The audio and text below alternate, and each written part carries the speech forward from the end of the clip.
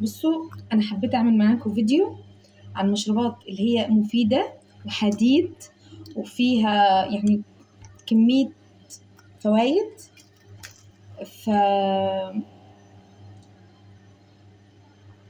فبصوا، هنعمل عصير فيه فراولة سبانخ عشان حديد، وبرتقال وجزر وبنجر. وطبعا الاساسي معانا السبانخ والبنجر والجزر والبرتقال عشان فيتامين سي، وهنحط برضو ليمون فيتامين سي.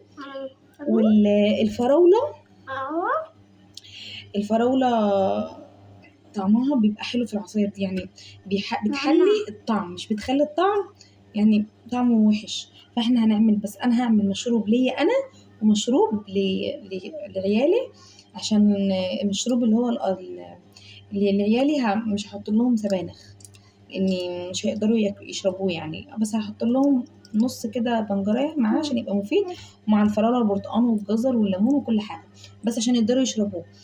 اما انا هعمل لكم سبانخ، احط فيها مشروب سبانخ عشان انا عامله دايت، فلازم اكترتي المشروب لما احب اشرب عصير لازم اشرب هم دول، لازم اعمل هم دول العصير. فاحنا هننضفهم وهننضفهم مع بعض، وهوريكم الفراوله بتتنضف ازاي، عشان الفراوله دي بالذات لازم تنضف كويس، عشان بيبقى فيها كميه بكتيريا ومتبقاش نظيفه، فلازم اوريكم بتتنضف ازاي. فانا هبدا معاكم بتنظيف الفراوله. هنجيب بوله كده، طبعا احنا هننضفها وكل حاجه، هنشيل دي منها دي كويس كده، حتى مش بالسكينه، بايديكي هنشيلها كويس.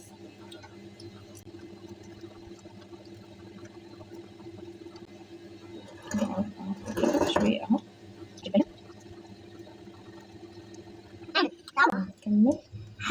كده. احنا شلنا منيها الورق الاخضر اللي فيها. هنيجي بقى هنحط فيها خل، يجي معلقتين خل، وهنسيبهم كده يعني من 10 دقايق بالظبط. هنسيبهم 10 دقايق لحد ما نسيبهم. هننضف الجزر والبنجر، هنقشرهم. قطعنا البنجر والبرتقان والجزر والليمون، شقيت اللي هو الليمون نصين، وادي السبانخ عملناه. فكده بس هعمل المشروب بتاع العيال الاول، وبعد كده هوريكم انا هعمل ايه في المشروب بتاعي. بصوا،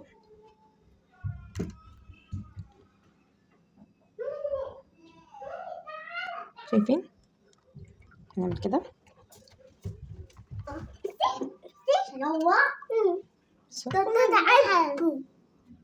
شايفين؟ غيرنا الميه، هنحطها تاني في الميه، نغسلها كويس عشان الخل مبقاش طعم الخل فيها.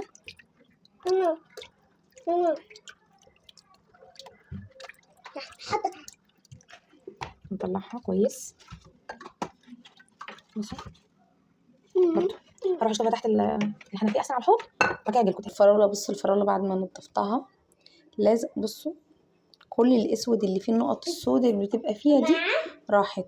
شايفين؟ ما فيهاش اي حاجه.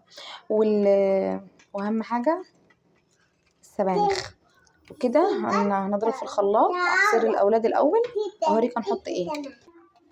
هنحط اول حاجه في العصير بتاع الاولاد اللي هو لازم يعني يشربوه مرة حتى في الأسبوع للعيال بتاعة المدارس، ولازم يعني بيركز، يعني بيحسن معاهم التركيز والذاكرة والحديد، بيرفع معاهم الحديد كويس خالص. بعد كده هنحط الجزر شوية، بعد كده هنحط البرتقال برضو، حطينا برتقال. بعد كده هنحط أهم حاجة الفراولة، هما هيشربوها عشان الفراولة اللي فيه بس، وعصرة ليمونة عشان فيتامين سي بس كده. وهنضرب في الخلاط.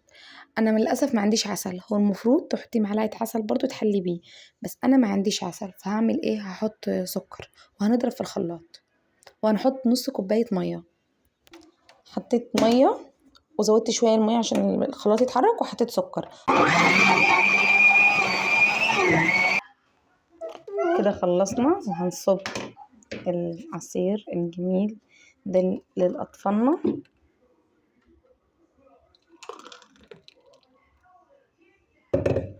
عايزه اقول لكم بقى، نيجي بقى للعصير بتاعي. طبعا هحط نفس اللي انا حطيته لعيالي، نفس العصير، بس ايه اللي هيبقى مضاف عليه؟ السبانخ. فانا هحط السبانخ. هو المفروض السبانخ مع خيار وبقدونس، بس انا عشان مش بحب طعم السبانخ فهضطر احط ايه، فراوله بس. بعد ما حطينا فراوله نحط البرتقال، ونحط البنجر اهو، بنجر. بعد كده جزر، جزر كتير كتير، جزر اول نظر. بعد كده عصرة الليمونه، حطيت نص كوبايه ميه. طبعا انا مش هحط سكر عشان انا عامله دايت. لو في عسل كنت حطيت عسل، بس انا يعني انا في عصير عيالي حطيت فيه سكر، لا لكن ده مش هحط فيه سكر عشان يبقى صحي اكتر. وهنضرب بالخلاط. طبعا الخلاط بتاعي ما بيشتغلش غير لما اعمله كده، بص عكس الناس. بصوا كده شغل. كده بس خلصنا العصير بتاعنا الجميل. نصب هنا. طبعا بصوا هو تقيل تقيل، وانا بصراحه بحب القوام ده قوي. بحس ان مش كله ميه، يعني يبقى ايه، تقيل.